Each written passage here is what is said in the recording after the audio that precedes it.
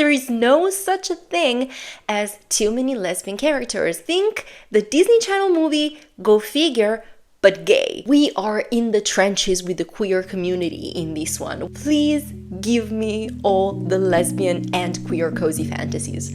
Please.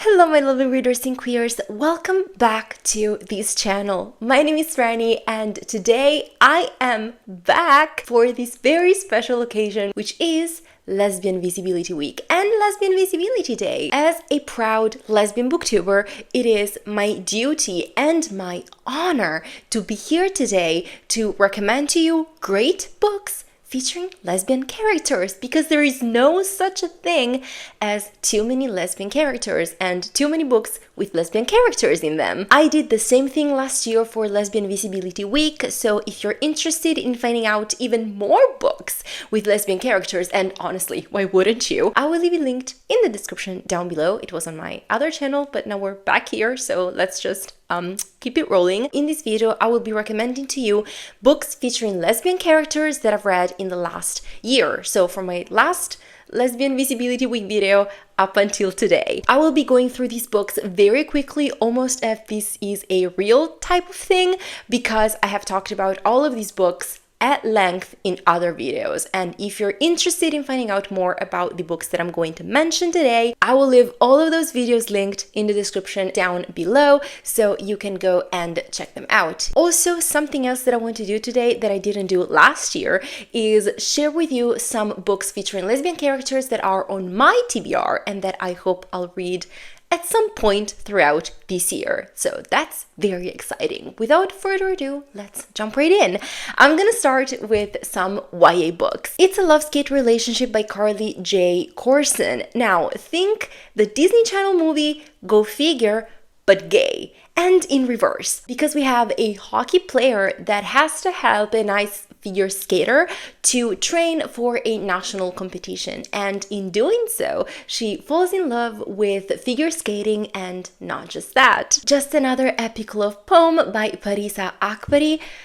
Gorgeous cover. My gay heart is happy. This is about two best friends who attend a Catholic high school and they fall in love. The book is written from both of their perspectives. One POV is written in a sweet, messy prose, and the other POV is a radical, powerful poetry. Not for the Faint of Heart by Lex Croucher. This is a queer YA retelling of Robin Hood, in which we follow Robin Hood's granddaughter, who first hates but then falls in love with a healer that she happens to have kidnapped.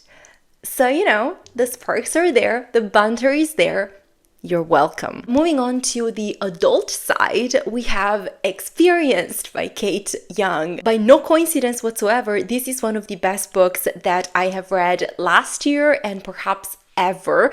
It is about a woman in her late 20s who discovers that she's actually a lesbian. She immediately falls in love with a woman. They immediately start this crazy intense relationship, but then her partner tells her that maybe she has to go out there and see what she has missed, you know, not knowing that she was a lesbian for her whole life, for 20 plus years. And so our sweet, naive main character decides to listen to her now ex-partner's advice, and she signs up for the dating apps, and she's gonna have some experiences, all right? The Z Word by Lindsay King Miller. This is the book that you want to read for Pride Month, right? We are in the trenches with the queer community in this one. We have a bunch of queer people that are starting to turn into ravenous zombies. And the main character has to figure out what the hell is happening with the help of her ex-girlfriend and other queer people that are part of her queer community, and potentially unmask the real intentions behind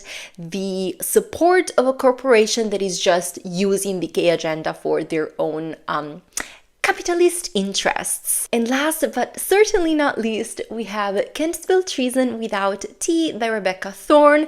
another favorite of mine from last year and of all times. In this one, we follow a mage and a soldier who decide to leave their lives behind to move to a small town and open a bookstore slash tea shop and, create their own community, but they still get roped into some adventures and things that have to deal with their old lives. So you have cozy, you have fantasy, you have this established, beautiful, sweet lesbian couple that will just melt your heart. I was there for all the feels. Please give me all the lesbian and queer cozy fantasies.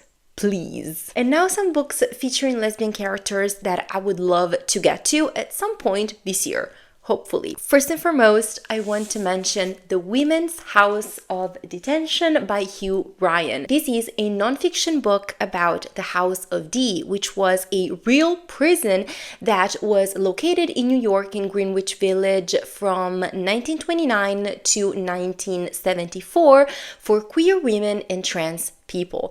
There's a lot of history in here that I am not familiar with, and I would absolutely love to learn more because I think it is an important part of history that not many people are aware of, and I would love to know more. Also because The House of D played a very important role in Dead in the Frame by Stephen Spotswood, a book that features, of course, a lesbian character. This is the 5th book in the Pentecost and Parker's Murder Mystery series, which is one of my favorite series of all time. I talk about it non-stop every chance that I get. I read this book, The House of D was there. I just got even more fascinated with it and terrified by it. And so I want to learn more because I think it's really important to do so. Also, in my last video recommendation for Lesbian Visibility Week, I had mentioned Everyone in This Room Will Someday Be Dead by Emily Austen, which, still valid, great book. I totally recommend it, but I haven't read anything else by this author, and she has other books out. So this year, I definitely want to read another novel by her. I can choose between Interesting Facts About Space and We Could All Be Rats.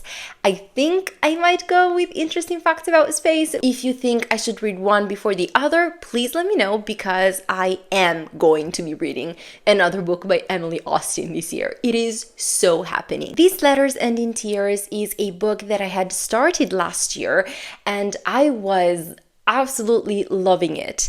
And then it just got surreal for me and I wasn't in the right headspace for that, so I paused it, and that's what I needed at the moment, so I don't regret it, but I do absolutely want to continue this book because it was incredible, because I was loving it, because there were so much passion and so many emotions in it, and I definitely want to pick it back up this year. This is about 2 women, a Muslim woman and a Catholic woman, living in Cameroon and falling in love. And in Cameroon, it is illegal to be gay and to be a lesbian, of course. And these 2 women were found out, they were separated, and now we are following one of them many years later who is still thinking about this woman that she was madly in love with and writing letters to her.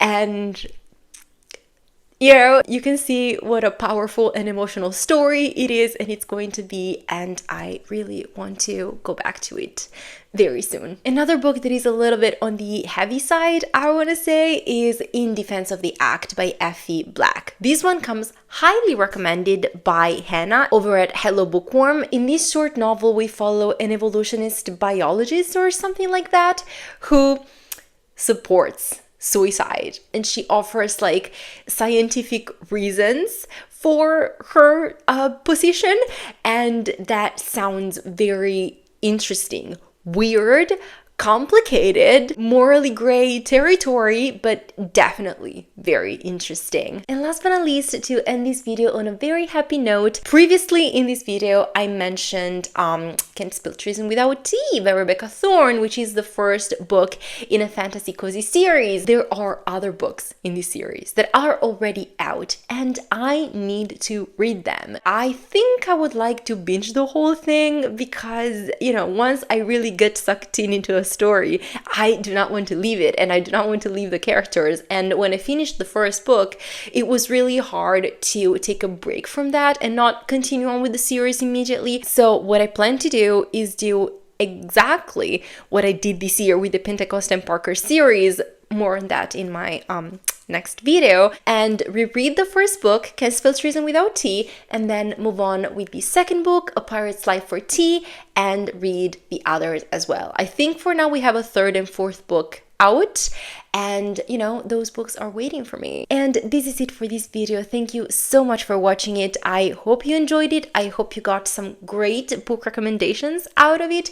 Please share in the comments down below if you have read any of the books that I've talked about, especially the ones on my TBR. I am very curious about that. And please let me know some books that you love that feature lesbian characters, because, you know, my TBR is never fully satisfied. She always wants more and more and more, and I shall give it to her. So thank you so much for watching this video. I will see you very soon, I promise, with my next one. I am not going anywhere anymore, so stay tuned for that. But until then, have a good one, take care, and keep reading queer books. Warm hugs. Bye.